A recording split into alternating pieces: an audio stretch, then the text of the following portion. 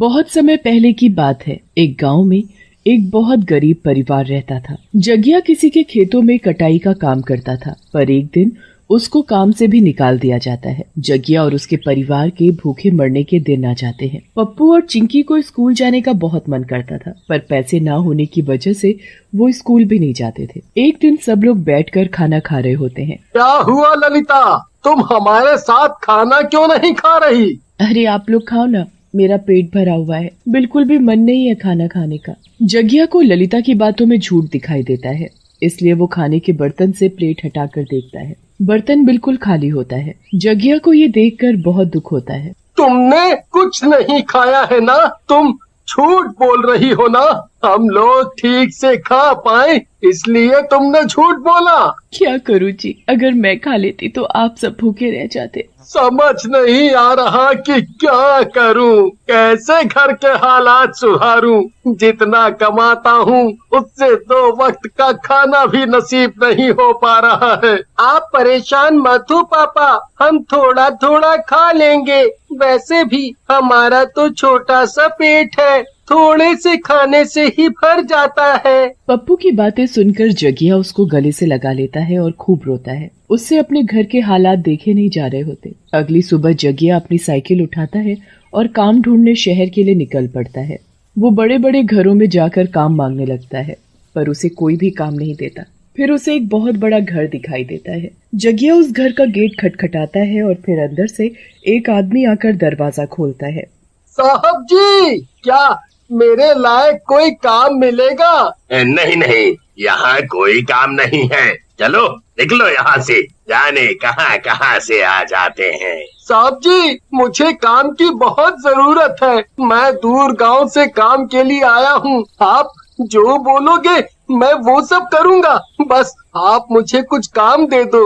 ओहो, बोला ना, जाओ यहाँ से, कोई काम नहीं है मेरे पास। एक बार में बात समझ नहीं आती क्या? जगिया की आखिरी उम्मीद भी खत्म हो जाती है। वो निराश होकर वापस अपने गांव जाने लगता है। रात भी हो चुकी होती है और रास्ता भी लंबा होता है, इसलिए जगिया जंगल के रास्ते घर जाने का सोचता है। थका हारा जगिया अपनी साइकिल को धीरे धीरे चलाता हुआ जंगल से गुजर रहा होता है कि अचानक उसे ऐसा महसूस होता है जैसे उसके पीछे कोई है।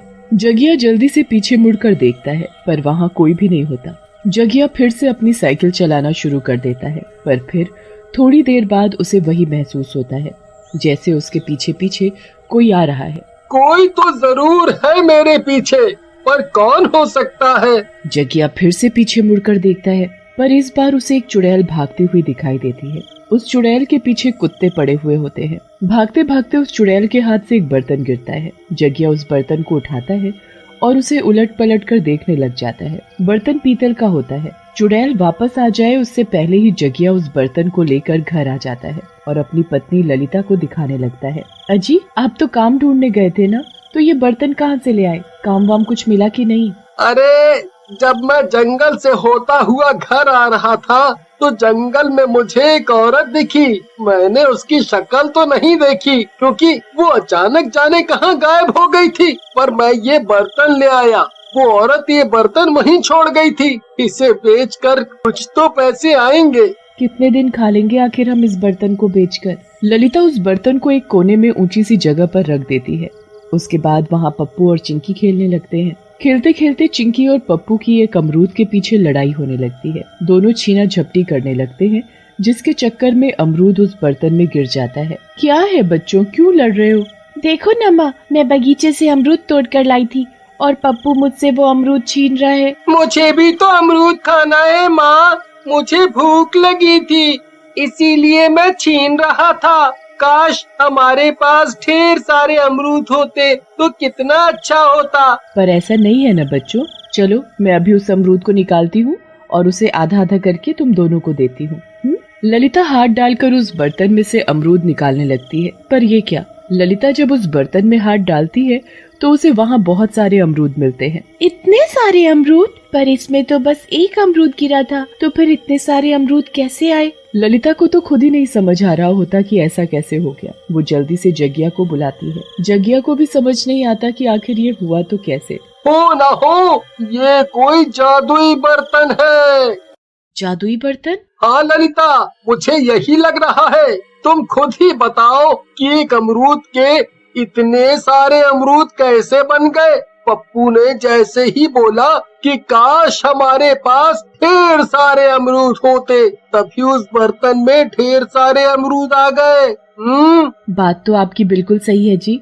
इसका मतलब हम जो भी बोलेंगे ये बर्तन हमें वही बना कर दे देगा। मेरा तो खीर खाने का मन कर रहा है। ललिता उस बर्तन को चूल्हे पर रखती है और खाली बर्तन में करछी चलाते हुए बोलती है, काश इस बर्तन में खीर आ जाए। ललिता के इतना कहते ही वो बर्तन खीर से भर जाता है। सब लोग अपनी आंखों के सामने वो जादू देखकर दंग ही रह जाते हैं। वो वाकई एक जादुई बर्तन होता है और ये सब अपनी आंखों से देख लेते हैं। अरे वाह, ये कोई मामूली बर्तन नहीं है ललिता, ये एक जादुई बर्तन है। देखो इसमें कैसे खीर बन गई। अजी हाँ, आप तो सही बोल रहे हो। अब तो हमें कभी भूखा नहीं सोना पड़ेगा। लगता है भगवान को भी हमारी गरीबी पर तरस आ गया है। हाँ ललिता, तुम सही बोल रही हो। अच्छा, तुम इस बर्तन के बारे में किसी को भी मत बताना और इसे किसी कपड़े से ढक कर रख दो ताकि किसी की नजर भी इस पर ना पड़े। हाँ जी, ये भी कोई कहने की बात है। उस रात तो पूरा परिवार बहुत समय बाद पेट भरकर खाना खाकर सोता है। रात काफी हो जाती है और पूरे गांव में सन्नाटा छाया होता है। उसके बाद वहाँ एक चुड़ैल आती है। वो इधर उधर पागलों की तरह अपने बर्तन को ढूंढ रही होती है। कहाँ गया मेरा बर्तन?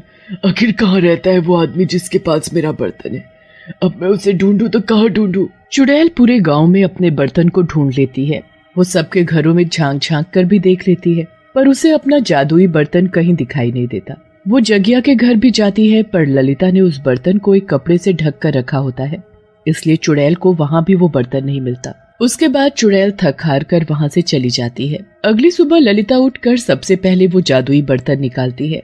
वो उसे अच्छी तरह से कपड़े से साफ करती है और बच्चों से पूछती है कि उन्हें क्या खाना है। बच्चे बड़े ही खुश होते हैं। माँ, मैंने कभी पिज्जा नहीं खाया। एक बार देखो ना कि क्या ये जादुई बर्तन पिज्जा भी बना सकता है क्या?